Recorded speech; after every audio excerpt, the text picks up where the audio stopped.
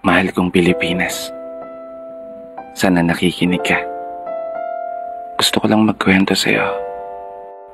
At ganoon na rin ang mga musta.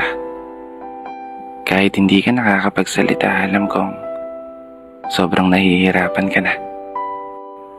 Maganda ka naman eh.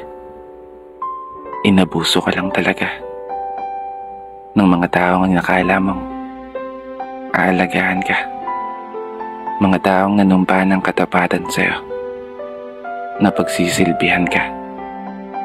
Mga taong pinagkatiwalaan namin na sa'yo'y magsasalpa sa mga panahon na haharap ka sa unos bilang isang bansa na matatag at palaban.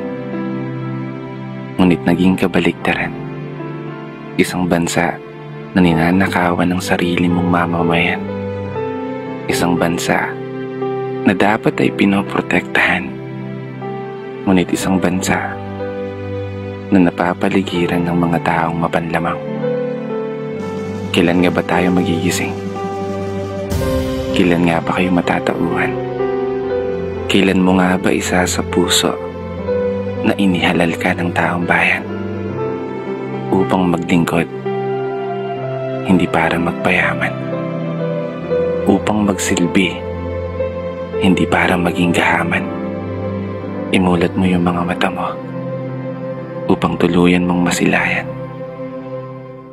ang katotohanan na nakakapagod ng maging Pilipino, nakakapagod ng maging mahirap sa isang bansang inakala naming iingatan mo. Mahal kong Pilipinas.